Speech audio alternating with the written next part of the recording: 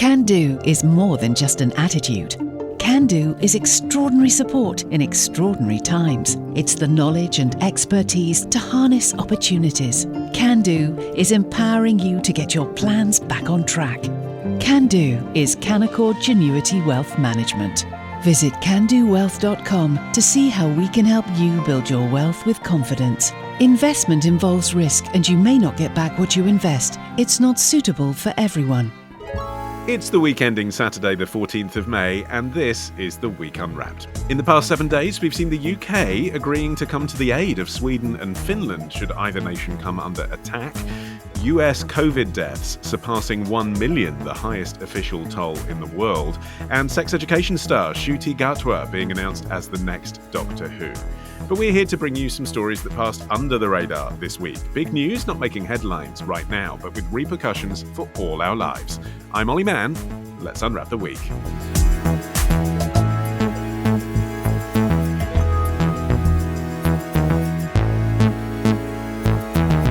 And joining me today from the week's digital team, it's the boss man, Holden, Frith, and two of our favourite podcasters from the Retrospectors, Arion, McNicoll, and from Integrate That, it's Abdulwahab Tahhan. Abdul, you're up first. What do you think this week should be remembered for? Is polygamy a one-way street? You're quoting Muslim. from the Quran, Yes. all of this one, right? And the Quran stipulates, then marry women of your choice, 2 or 3 or 4.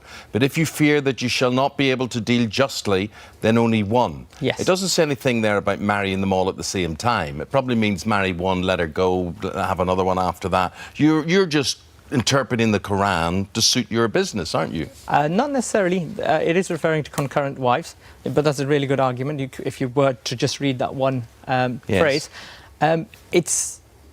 Islam is the only religion that I know that actually has a set of rules prior to getting married. Azhar Chaiwala, creator of the website secondwife.com, on ITV's This Morning back in 2017. And Abdul, I could listen to Eamon Holmes interpreting the Quran all day, but what's happened this week? This week, a woman, an Indian woman, goes by the name Reshma, filed a petition to the High Delhi court to stop her husband from marrying a second wife without her written consent. This is a practice that is well known in Islam and is very controversial around the world. But this is the first time where we see a woman filing for a petition to stop her husband from marrying a second wife without a written consent, which is not covered anywhere in the Quran, as far as I know. And it goes a lot further, though, doesn't it, than her own personal relationship and her husband's potential next marriage. What she wants is for the Indian government to frame laws to regulate what she's calling the regressive practice of polygamy. Yes, because polygamy is not included for everyone in India. It's only included for the tribal laws or for the people living in tribal places and only for Muslims. And Muslims in India make up for less than 15%. And they're covered in their own Sharia laws, which allow them to get married and have polygamous relationship. So why do you think, Holden, this vagary around the legal status of polygamy in India has been allowed to exist? Is it to do with the tensions there between Muslims and Hindus, and Muslims obviously being the minority?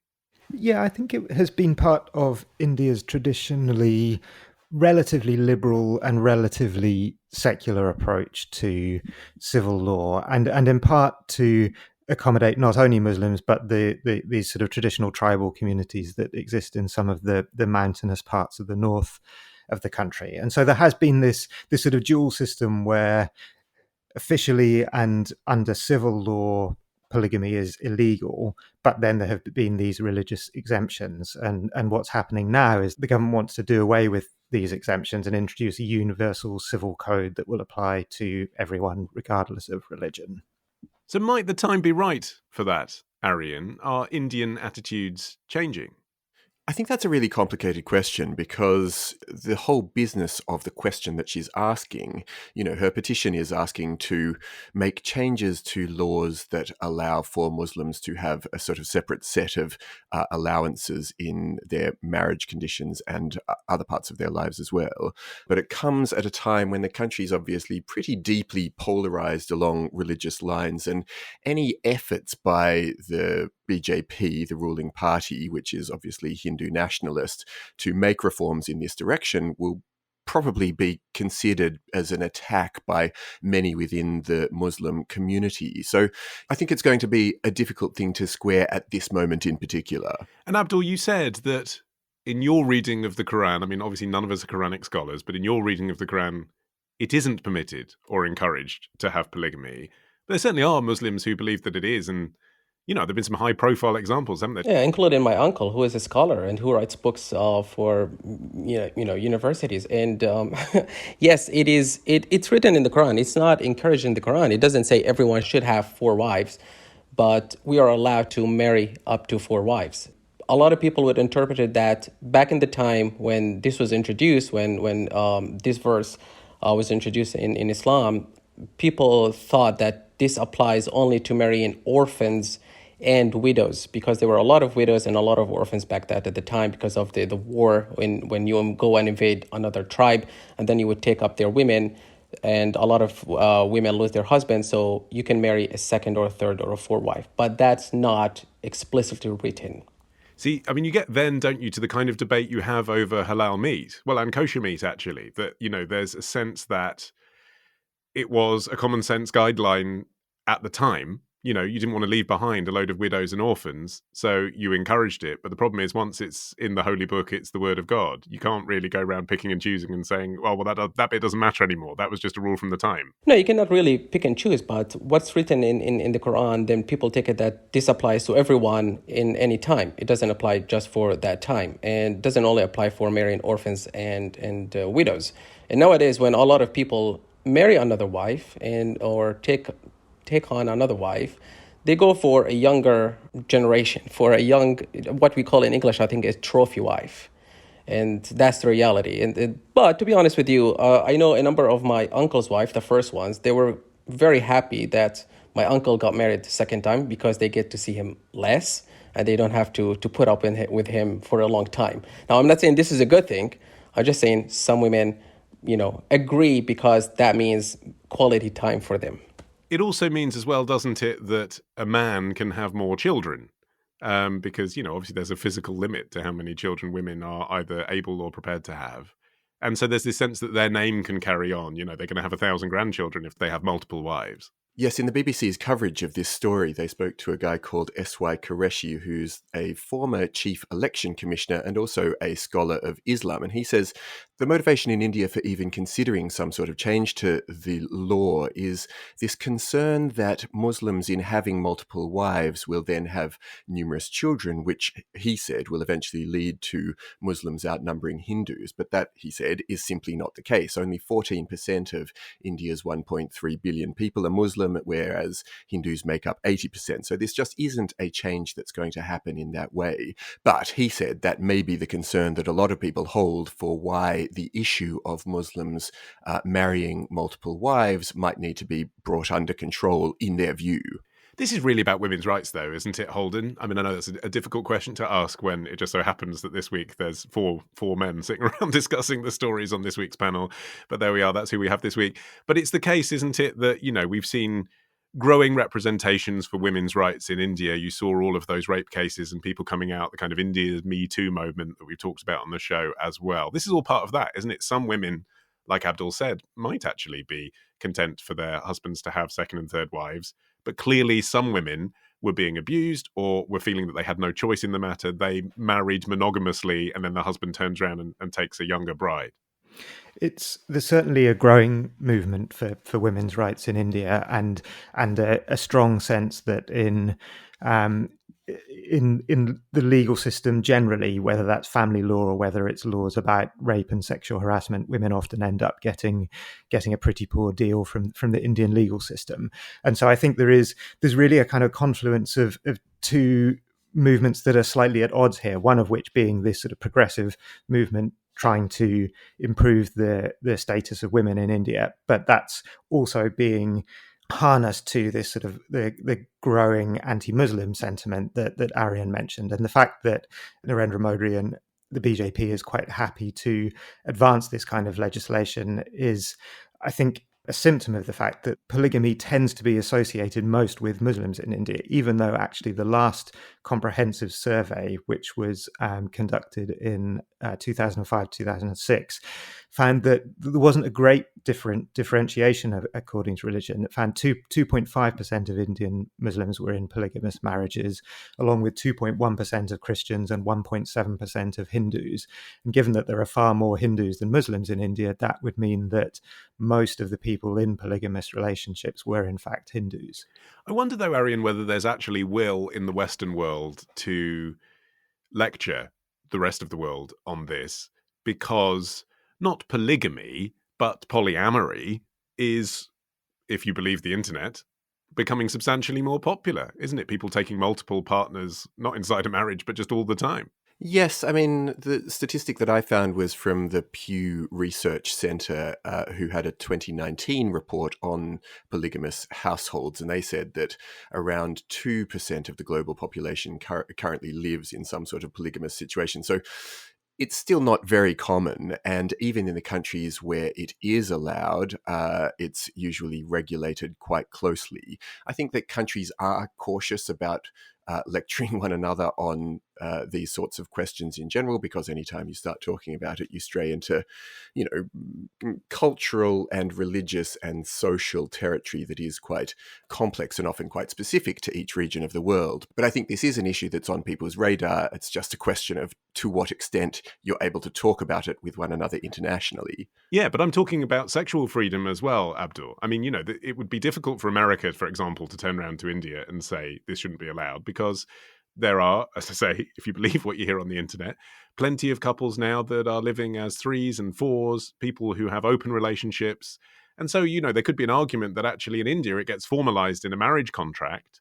There's a legal underpinning to it, whereas actually in countries like America, Canada, Australia, we're quite happy for people to have multiple partners and there's no formalization of that process. That could be even more open to abuse. This is a good and a valid point, but the difference is, while a lot of people would take a number of girlfriends, or have a number of girlfriends before they get married, most of the cases for these marriages, most of the people who get married in a traditional marriage, which was happened in Indian and Arabic countries, is that this is your first girlfriend, or this is the first girl your parents introduced to you. So you would understand why people would get married for the second or third time. However, the problem here is what you said, that when Western countries lecture people from Eastern countries about how they should behave in a marriage, but then I'll bring the case of refugees. When the refugees come to Europe and they come with 2 or 3 wives, what do? Legally speaking, you're not allowed to have more than one wife. And I know a number of people who have multiple wives and went to Europe to claim asylum. So what happens is that one of the wives becomes the legal wife, and then the others are treated as mistresses, but they were given houses and benefits and everything. So there is a problem with West and East when they meet, according to marriage and proposals and laws, and that we will never find solutions to, because these are completely different and these are laws that enshrined in our books. So what do we do about them? We can't really abolish them. This is the word of God. That's really interesting. There's a similar situation as well in the USA, isn't there, Holden, whilst we're talking about hypocritical Western countries, where Mormons are not allowed on a federal level to marry more than once, but it's actually in their religion that the more wives you have, the more likely you are to get into heaven, and plenty of them do have multiple marriages. They just don't talk about it.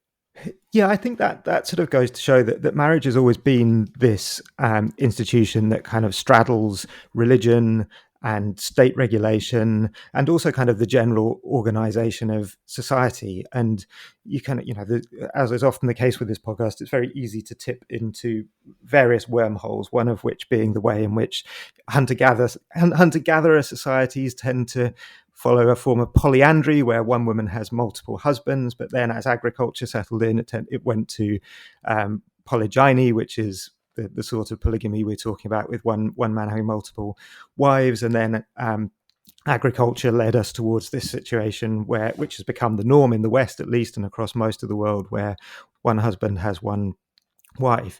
But I think that, as more of these established practices are becoming questioned, the rise of polyamory, of thruples, of a sense that people can sort of create relationships according to their own structures and requirements. I think all of that might be up for discussion, if not now, then certainly in the near future.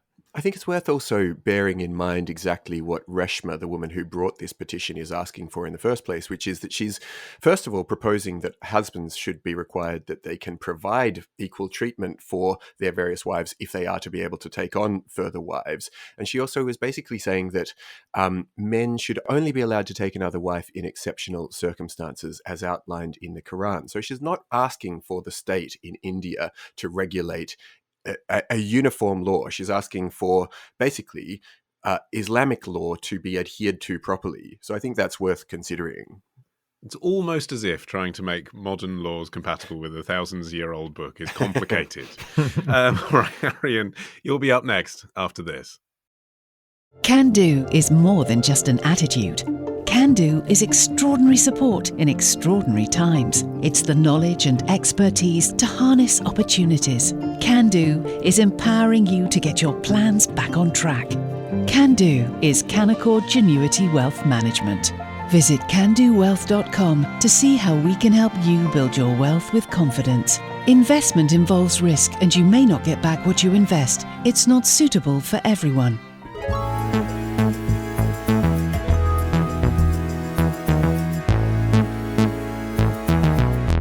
Okay, Arion, your turn. What do you think this week should be remembered for? This week we learnt that industrial fishing smells decidedly fishy.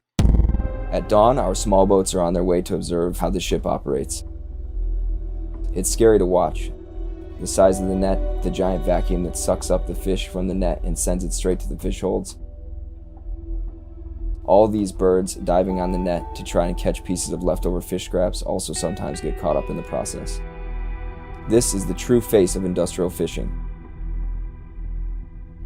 Effortlessly emptying the ocean on a giant scale to provide our supermarkets with cheap fish, to make surimi and fish meal to feed farm salmon and factory-raised chickens. The heavy price is paid by the ocean. Industrial fishing, plundering the ocean, a video from YouTube channel Sea Shepherd. So on Tuesday this week, fishermen from France and the UK put aside their real historic tendency to be at one another's throats on pretty much every question to mount a joint mid-channel protest against industrial fishing practices. And joined by environmental campaigners, they met in the Basseril Sandbank Marine Protected Area, which was pretty much precisely halfway between France and the UK. And they held a discussion across their boats about how industrial fishing is really ruining fishing livelihoods for coastal communities on both sides of the channel. And the group then all signed a joint declaration of emergency which called for super trawlers and fly shooters, which wasn't something I'd heard of. That's the thing that involves dragging heavy ropes along the seafloor to encircle entire shoals of fish, to call for these practices to be banned from large swathes of the UK and French waters. And the action came as The Guardian published this really fascinating article on the growing scandal of fish waste around the world, which is part of what these fishermen and women would have been objecting to. And according to the piece, an astonishing 35% of the seafood that's harvested is thrown away before it reaches anyone's plate, which is a major problem, obviously, for the oceans, but also if we could bring an end to that kind of thing, it would make a massive difference in our efforts to feed the planet. Holden, did you see that Guardian piece as well? What leapt out at you from it? Yeah, the figure that really jumped out was that 230,000 tons of dead fish were dumped in just the waters of the EU in one calendar year. And, that's, just trying to even visualize that much dead fish is difficult. And what makes it even more painful, really, is that this is happening at a time when fish stocks are in decline. There's a real crisis for many species of numbers falling to quite dangerously low levels, but also that, food prices are rising. A lot of countries are struggling to feed their populations. And so to have that much wastage just seems total insanity. Yes, that waste may sound horrific, Abdul, but it's happening because of the industrialization of fish so that people can afford to buy fish. This is how cheap fish ends up in the supermarket. And we've got a cost of living crisis at the moment. People want to be able to afford fish. Yeah, definitely. But I think the problem, the crisis comes from a concept called the the tragedy of the commons, because the fish are in a open access pool and it's available for everyone. So if you think that the population of the fish is going down, if you are the only boat, then you would wait a little bit of time to give the fish a little chance to overpopulate, right? But because there are so many fishing boats, and especially the industrial fishing boats, that they take everything and they send it to the supermarket, so this crisis begins. But because, again, the crisis happens because consumers want cheap fish. So this is also by demand. Yes, there's a lot of outrage that this is bad for the environment, this is bad for the fish, this is just like we see in slaughterhouse. But at the end of the day, people, when they go to the supermarket, they pick whatever they want. So if they keep buying it, it means there's a demand for it. I mean, to flip it on its head, Arion, is it morally right to say only, middle class and wealthy people should be able to afford fish? Of course not, but I think that the way in which we consume fish has a big question mark over it, and the problem is different in different parts of the world. So in poorer parts of the world, the problem with fish waste is being caused by poor handling as well as lack of storage and cooling facilities on fishing vessels, and then along the entire supply chain. But in richer parts of the world, the culprits are the retailers and the consumers, and in North America, Oceania, and Europe.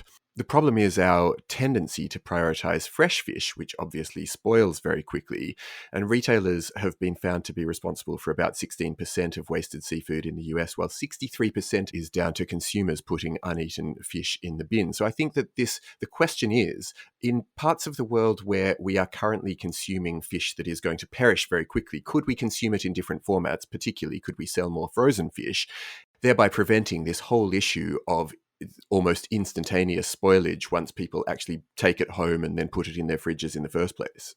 Yeah, is that naive, Holden, to just say, well, why don't they freeze it? I mean, it seems to me logistically very complicated. You've got a huge fishing trawler with catching this many fish. You can't have a freezer unit that large on board, can you? So when do you freeze them? Like, if every fish was frozen, that also seems like a very demanding thing to try and organise. I think it could be done, and there are trawlers that do it. It probably does actually cut slightly counter to the protests, which were, the protesters were trying to say, let's have more emphasis on small fishing boats, more of a kind of artisanal approach. If you were going to do more freezing and more canning, which is also another way of reducing waste, that actually probably plays into the hand of the industrial fishers more. But it does go to sort of show the complicated nature of the whole food supply chain and the counterintuitive nature of it often. So I think most people would imagine that if you were going to a fishmonger and seeing a kind of glistening array of fresh fish sitting on an ice counter, that's probably the most environmentally friendly way of buying fish. But actually, no, it's going to a supermarket, going to the freezer chest, buying whole frozen fish, going to the aisle for tinned mackerel, tinned tuna.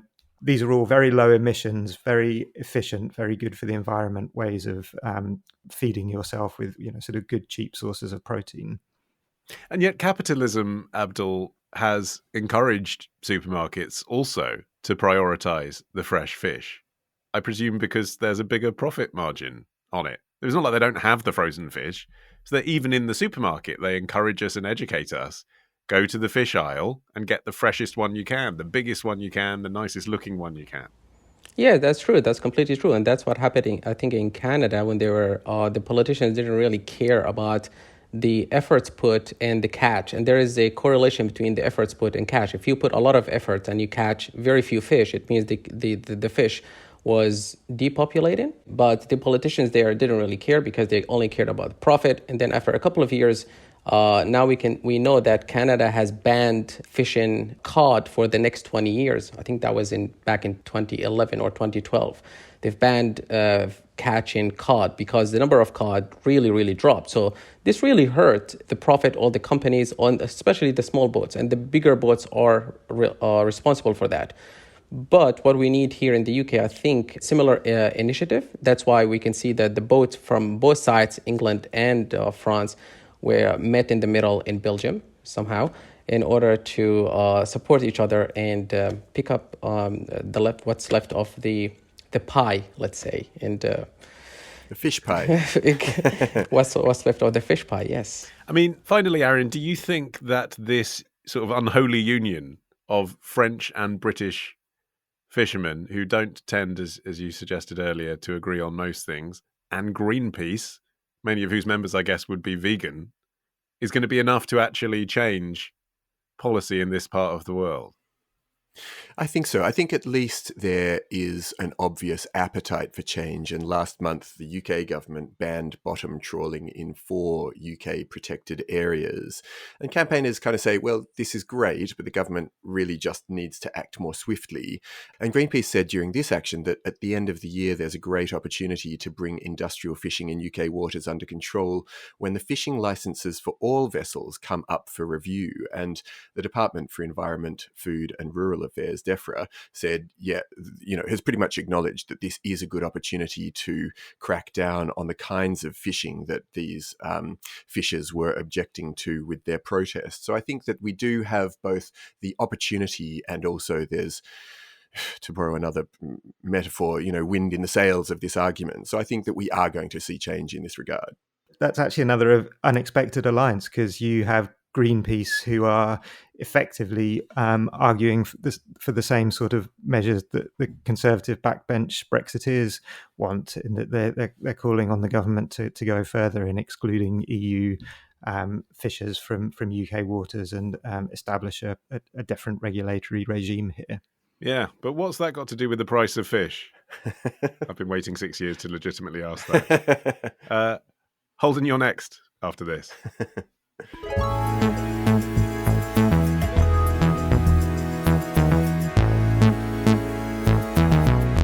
Okay, Holden, you're finishing the show. What do you think this week should be remembered for? Are we at a tipping point?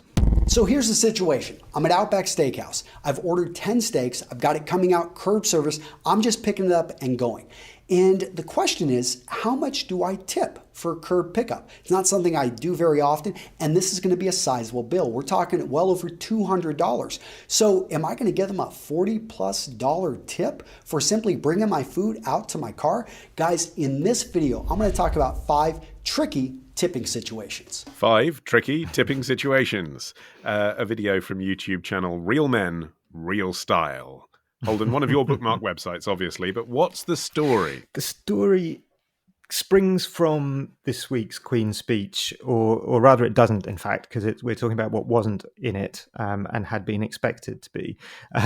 About 6 years ago now, the Conservative government started talking about introducing measures to force all restaurants to hand out the money given in tips and service charges to staff, rather than indulging in what they called at the time the dodgy practice of holding on to some or all of it themselves.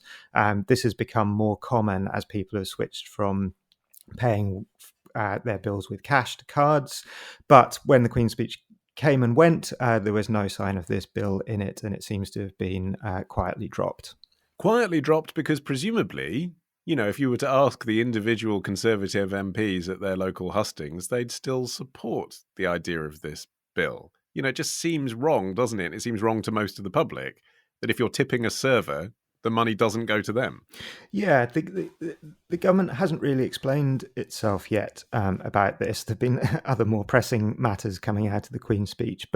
And I think the underlying problem is that there's a lot to get through and there's not that much time. But the question of why this has dropped off the priority list, I think probably is a slightly uncomfortable one for individual MPs. And I think the question of tipping has always been a slightly uncomfortable question for individual consumers too, but I think most would want that the money they handed over to end up in the pockets of the people who've served them, rather than managers in the back room or some kind of corporate entity in the background. Abdul, I wonder if behind the scenes the pressure from big business is that there's also a dirty secret, which is that they really need this money to stay afloat, that it's actually affecting the bottom line. Part of their profit is siphoning off what people think is going to the servers. This might be one of the issues, but another issue is that if this goes into the people's wages, and we're talking about different laws for people living in the United States and people living in the UK.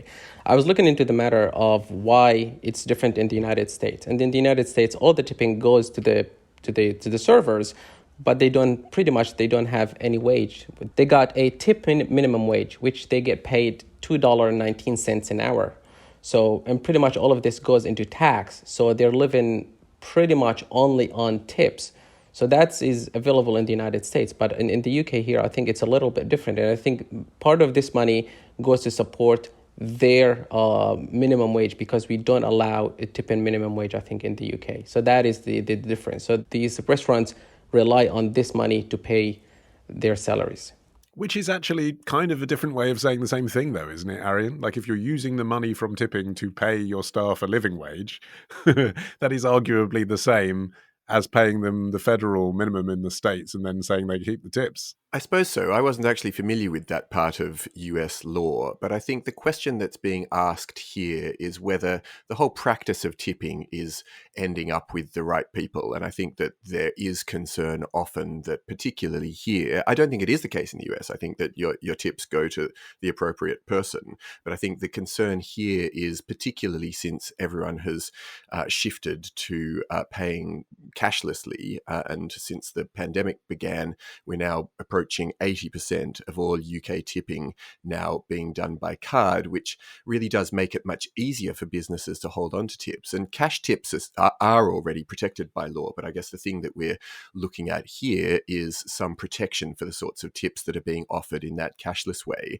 And I think that, you know, the reason that it may be that it managed to slip off the government's agenda is that their hand was a little bit forced in 2016 when the then Business Secretary Sajid Javid announced the idea of having some sort of regulation over tipping by the fact that the Observer had revealed that Pizza Express, first of all, was taking 8p in every pound that was paid when people were paying by card, and it later emerged that Giraffe was doing the same, Giraffe being the chain of casual dining restaurants. That caused this big public furore that then made the government sit up and take notice. But I'm not sure that they necessarily wanted to do anything about it themselves. And so even though they made this announcement in 2016, they've kept kicking it down the road. And I think that's what we're seeing happening again right now. Well, this is what I was getting at with my question about the realities of politicians facing hustings, Holden, because it just seems sort of anti-conservative, doesn't it, entrepreneurialism, to say that if you work hard as a server, you shouldn't be rewarded with the tips people want to give you from their money. But at the same time, the bottom line is probably the business owners vote Tory and a lot of the servers vote Labour. Yeah, and there's I suppose there is also a conservative argument for lower regulation and not getting government involved in areas where they're not needed. But it does feel that the sort of whole raft of different pressures have left us in a slightly unsatisfactory situation with tipping here. One being payment by card, which does make things, it means that restaurants have to get involved in administering money that they wouldn't have to if you were just leaving cash. But also I think the rise of the service charge, where there is just the sort of that automated 12.5% charge on the end of a bill, which I think in London especially is becoming common, maybe slightly less so outside London. But that then it is in theory optional, but it feels obligatory, really. You'd have to be quite bold to ask for it to be removed. Well, I do that. You see, I ask it because of the cash thing that Arion alluded to. I actually, if I've enjoyed a meal and I want to reward the server, I actually make a point of saying, when I pay by card, can you take the service charge off? Then I have to endure their death stares. And then I reward them by saying, no, I want to pay a service charge in cash. And then I put a note down. And then I get a smile. But it's kind of like, it's actually quite difficult if you want your money to go to the right people to make a point of doing so. Yes, and it feels as if you're bucking the system somehow. You're going against the wishes or going against the path of least resistance, certainly. Abdul, you've lived, as we've discussed on the show before, in Syria, Turkey, Hong Kong, and the UK. Those are just the four that I know about. How does tipping culture vary as you travel around? Wherever I go, I ask the locals, what do you do here? What about tipping?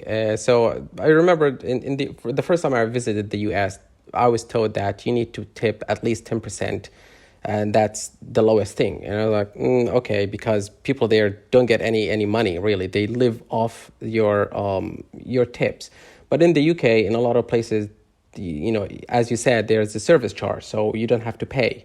But in Hong Kong and a lot of places, first of all, if you understand the local language when they shout at you, good job. And then most places don't accept don't expect you to pay any money, especially for the night stalls. But if you go to a nice restaurant, an expensive restaurant, then they kind of adopt the Western living standards and they expect you to pay some sort of 5% or 10%. In Syria, I don't remember ever paying any tips in Syria. It's like something unheard of. But whenever, because I worked as a receptionist in a hotel, so you would tip your driver. And as a driver, so we would ask, you wouldn't ask for a tip, but you kind of con the tourist. And this is the only thing only tourists do. And you kind of con them and you tell them, oh, it's an extra $1. And when you take a $1 from a tourist in Syria, that was a lot of money for Syrians. And you think that, oh my God, I took $1 from him, not knowing that $1 for a tourist is really nothing. So that's the situation in Syria. And I remember conning, I think, a number of people, and I got in total $4 as a receptionist. I've actually been locked in a taxi before. The taxi driver would not let me out, and this was in the USA, because I hadn't tipped enough. Like the fare was, $18, and I gave him a $20 bill and said, keep the change, because that's what I do in the UK. And he locked the doors and actually said, you're not in London anymore. Wow. Because there's just an expectation of 15% or more. And I suppose in places where the wage of the worker is dependent upon the kindness of the customer, that makes some sense. If they don't have a guaranteed minimum wage in some way, then it's hugely important to them that they get the tip, because that is their money for the service that they've just provided. And there are, there's lots of criticisms about tipping in general, and one of them is that it pushes the responsibility for fair payment onto customers rather than onto the business that's employed them in the first place. But also studies have shown that tipping isn't an effective way to incentivize performance, which I suppose is one of the arguments that some people at least suggest that for tipping being a good idea. But also in a tip-based system in the US, I saw a study that non-white servers make less than their white peers for equal work. So there's all sorts of ways that it gets problematic quite quickly. I've also seen the suggestion that in places where tipping is a big part of the culture, that sexual harassment tends to be more of a problem too. There's a sort of connection between flirtation, tipping, expectation of then more flirtation in response, and that can be a kind of unhealthy dynamic. But then conversely, I've seen plenty of suggestions that the sort of slightly lackluster service that tends to predominate across Europe is a product of our slightly lackluster approach to tipping, where it's sort of expected, but it's not a particularly large part of a server's income. And that contrasted both with the US situation we talked about a lot, but also the opposite of that in Japan and various other countries where tipping is absolutely not expected. And so that the culture is that service is something that's beyond transactional, and it's something that's delivered regardless of financial reward. It also just seems a bit unfair, the percentage thing, I've always thought, Abdul. Because, if I go for an £80 meal, is the service that I've received worth £10, whereas when I went to the Greasy Spoon and had egg and chips, that was worth 20p? I mean, it doesn't seem that it's that much better. They're doing the same thing. Well, it depends where you are. I really don't have any experience in going to a lot of pubs. After all, I arrived in this country as a refugee, and I accepted all the tips when I was working for Starbucks. So I really don't know. But you would expect certain. I didn't expect any tips when I was working in Starbucks, to be honest with you. But I was surprised that people would tip in a coffee shop. So that was really shocking. And how much actually did that make as a proportion of your wages in Starbucks? So in Starbucks, when I started in Starbucks, that was the minimum wage. And the minimum wage back then, I was living in Southampton, and that was $7.25, I think, or $7.35, something. And what we would take every month, you would take, I think I remember taking over 60 or 70 pounds a month from tips. And I was really surprised that people would tip in a coffee shop. And I'm like, you okay, mate? I love this country. I should have come earlier. I wouldn't have conned any tourists in Syria. The percentage question is also relevant right now as we go into this cost of living crisis, because one of the things that seems very clear from data is that as disposable income declines, tipping is one of the first casualties. But it's not necessarily that people are tipping a lower percentage of a bill in a restaurant. It's just that in the restaurant itself, they might drink a bit less, or they'll choose a cheaper bottle of wine, or they'll look for cheaper options on the menu. And so even though people aren't consciously wanting to kind of restrict the income of the service staff, they just are by default, because they're paying a percentage of a lower bill. And so incomes do tend to be affected quite significantly by that. A final thought, Arion. Well, also that question of how much your average server stands to make through tips, and why it's really important for this legislation to finally be at least visited, if not necessarily enacted on in its current state, is because according to the Unite Union, the long delay since this was first floated in 2016 and now is estimated to have cost £10,000 per server in lost tips. So if you break that down into that sort of 5 or 6 year period, we're looking at a few £1,000s each year that they otherwise would have made if this legislation had got through and we'd resolved this. So that indicates that a lot of money that people are being paid in their jobs as waiting staff comes from tipping. And that's why it does seem particularly essential for this to be addressed now. Well, as always, we've included the obligatory 15% gratuitous content in today's show. I hope you enjoyed our service. My thanks to Arion, Holden and Abdul. Tips are encouraged in the form of subscribing to The Week magazine. But following this show is free. You can get every episode as soon as it's released by searching for The Week Unwrapped wherever you get your podcasts and tapping follow. I've been Olly Mann. Our music is by Tom Morby, the producer Sophie King at Rethink Audio. And until we meet again to Unwrap next week, bye-bye.